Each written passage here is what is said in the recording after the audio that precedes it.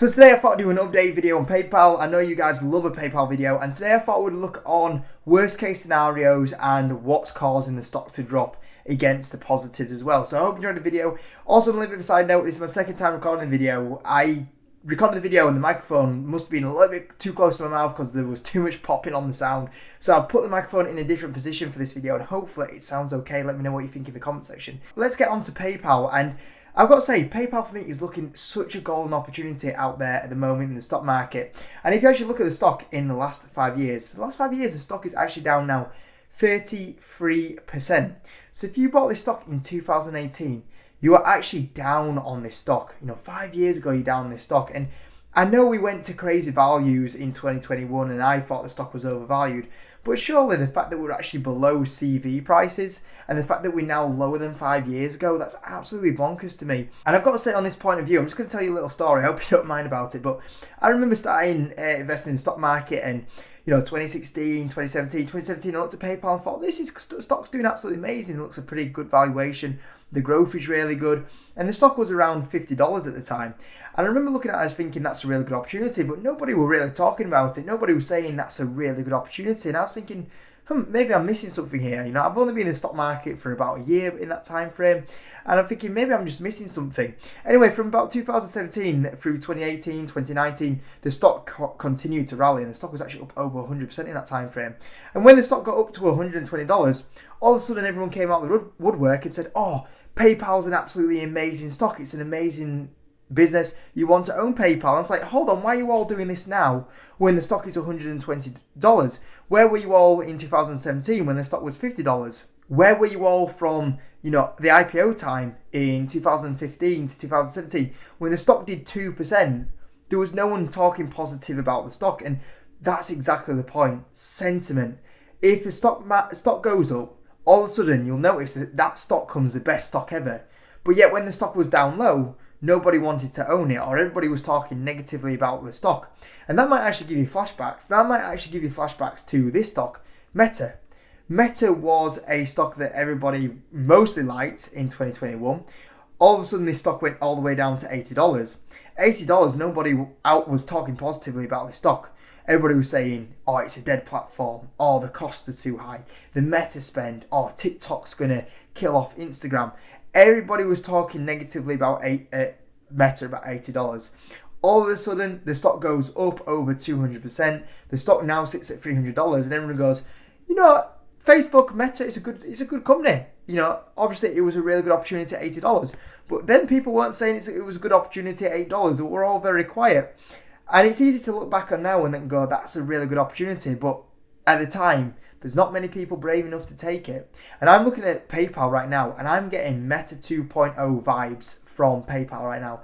I think this is a high quality company that has been far too much killed off at a so low valuation that everybody will look back at this a bit like Meta and go, that was a really good opportunity. And I think people will look back at PayPal at $58 and go, that was a really good opportunity here. Now, we're going to get on to today's video. If you'd like to get a free share though from Tradington2, join through link in the description. Get a free share worth up to £100. That's personally the broker that I use for investing. But let's get on to the positives before we get on to the negatives. So positives, if we do look at PayPal, PayPal is actually in a better position than when Meta went down to $80. Meta at that time was offering not much growth. This stock is still growing at 7.4%. Now, granted, a few people say it could be a little bit more, and I think it will get to a higher growth of maybe 10% in the future. But 7.4% is actually still really good. I know a lot of companies that wish they could grow at 7.4% revenue growth. So this is still good. And the thing is the signs are that this quarter it's actually going to go back up to 8% growth. This is still very, very good growth from this company here. And I was actually going to show you PayPal's forecast in the next quarter, but for some reason Yahoo Finance is actually glitching out here. You can see that they're somehow expecting only 1.9% on their growth, which is really weird. But you can see next year that there's the 9% growth expected from analysts. And actually, if you do go onto CNN, you can actually see the forecast going on here. But, that's really good amounts of growth. And then you look at the profitability. You look from the EPS is fine on Yahoo Finance as well, which is really strange. But you can look a year ago, 4.13 year ago EPS, and in the next year 4.68, the year after that 5.33. So you've got a company here that's still growing at very good rates and the profitability is still growing on it. And then you look at the track record of the business that this company's getting sold off this low. I mean, look at the fact, so 2018, 15 billion, 17 billion, 21 billion, 25 billion, 27 billion. I think it's 29 billion that we're expecting this year. 29.6 billion is the average estimate. It still continues to grow. And then you look at the EPS. You look at the EPS, 1.71, 2.07, 3.54, 3.52. A little bit of a drop in 2022 with some one-time charges. So you can see here there was a big drop at the start of the year. That is 2.09. And then you look at what is forecast to do this year. Once again, we see the EPS grow because they're going to do 4.68 and then 5.33. So you got a company here that's got a track record of really good growth on the revenue, and on the profitability side of it, the profitability is ramping up. Apart from the dip that they had in 2022, the profit's going to go back up to around about 4 billion. We're going to end up towards then 4.4, 4.8. Free cash flow point of view, you've got a company that's going to put in 5.4 billion. That's going to go up to 7 billion in free cash flow, and then 7.92 billion in free cash flow from analyst expectations. That is very, very good growth and good amounts of profitability. And then you look at the recent statement with their expected growth, the EPS growth that's growing at really good rates. And then you see at the bottom, share repurchase is now going to be 5 billion as well. So you got a 5 billion repurchase program on a company that's throwing off all this profitability, because don't forget, the company's going to be throwing off 4 billion in profitability. They're able to buy 5 billion back of shares. Now that's a lot on a 62 billion market cap company, which is absolutely amazing. And I think what people are not realizing is that all this profitability is going to kick in this business. And the company's now at 10 times forward earnings. Now, I think sometimes few people were slow to realise this used to be really high. This used to be 30 plus times earnings, but people weren't realising the profitability ramp back up on it. And now it's 16 times earnings. And I think people are not realising that this company's now going to go, in the next 12 months, it's going to go to 10 times forward earnings. 10 times forward earnings for a company that's growing 8%, buying back 5 billion of shares, the profits ramping up, the free cash flow's ramping up. This is insane. We're talking about a premium company. A premium company should be trading. Look at Meta. Meta's 35 times earnings now. It's got a little bit more respect on it.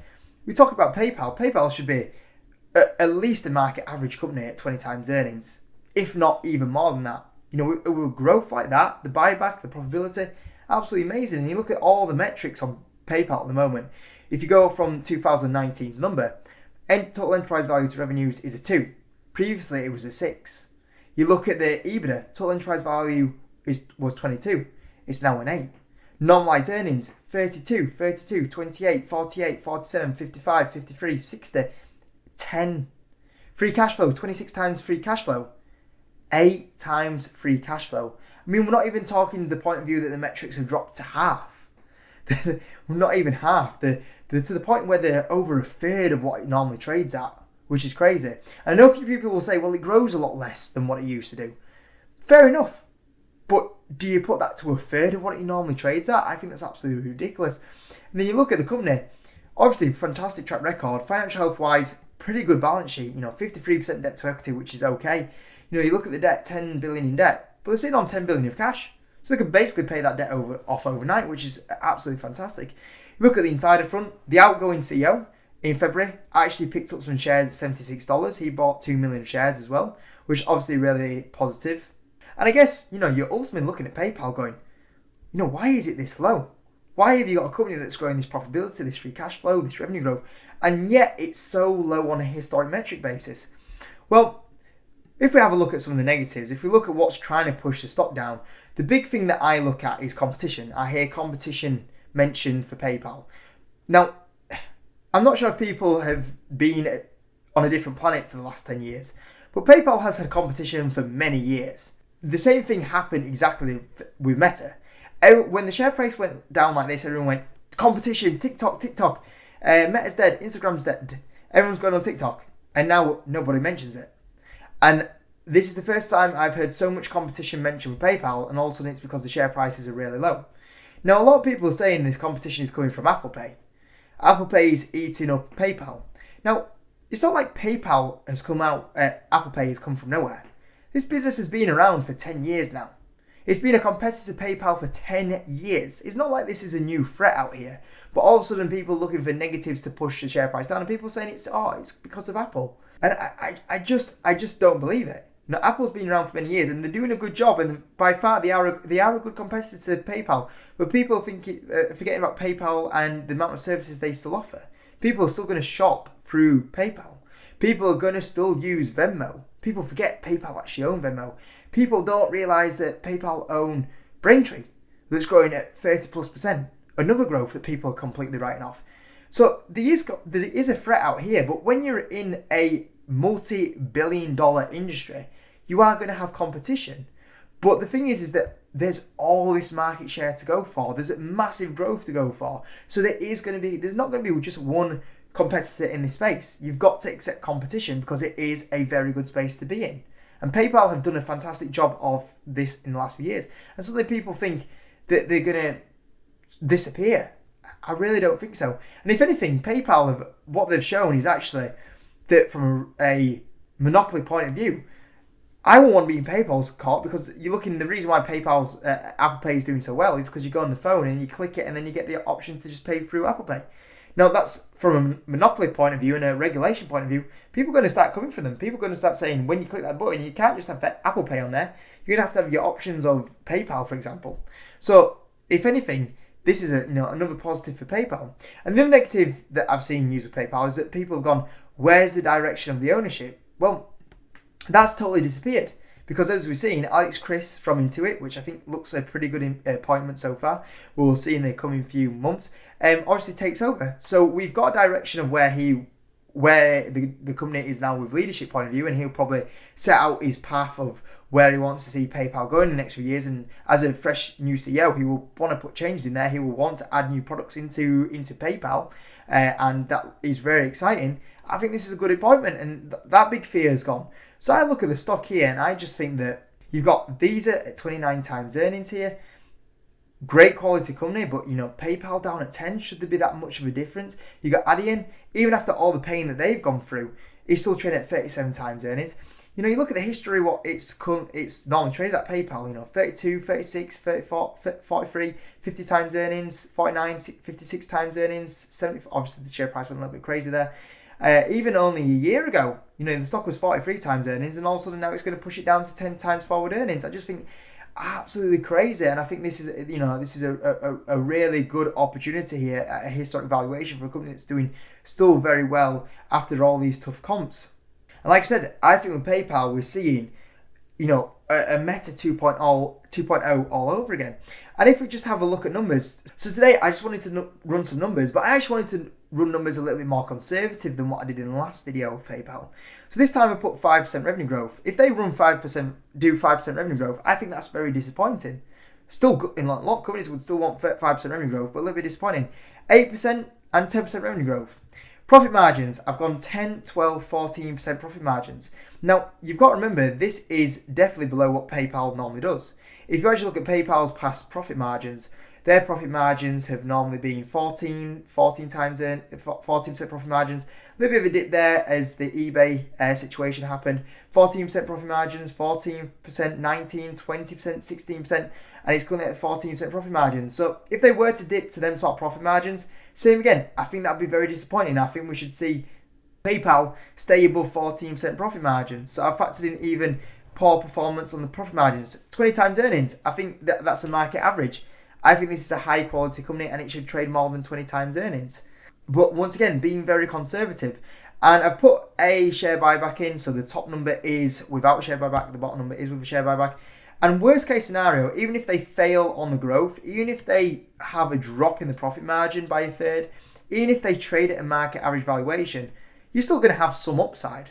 So even worst case scenario, I would look at those numbers and go, that investment didn't work out. You'd still probably make money on this in the next 5 years, which is still okay. On the medium side, you still walk out with 46, 70% revenue growth. On the high side, where it's a little bit more realistic, 10% revenue growth, 40% profit margins, 20 times earnings, you walk out with 100% return.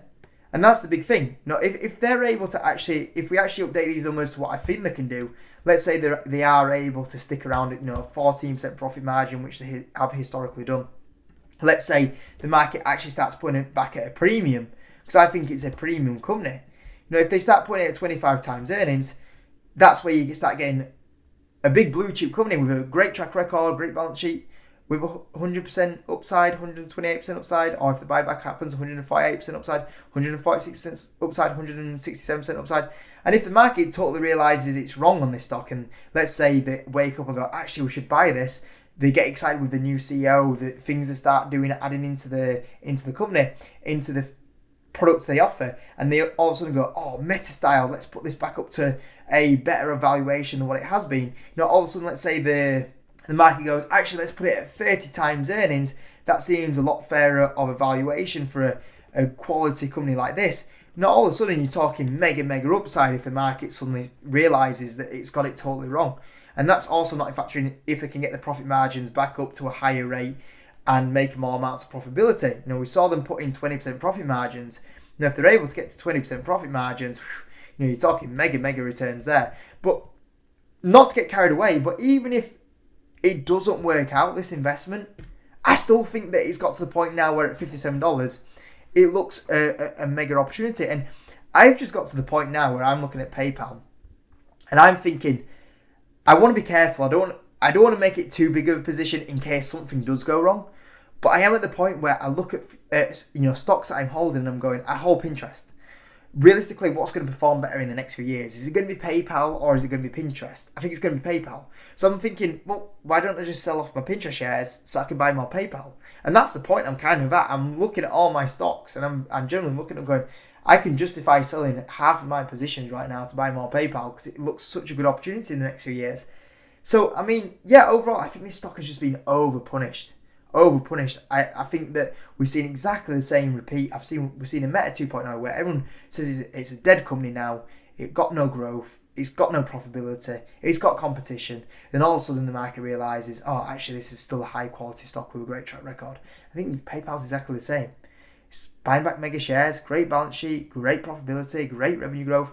And I think the market has put it way too low at the moment. And I think this is a golden opportunity in the market. And I do really want to buy more PayPal. So I know you guys enjoyed PayPal video, so I do hope the video was useful. If you could, hit the like button if you're around here, subscribe, and I'll see you all in a bit.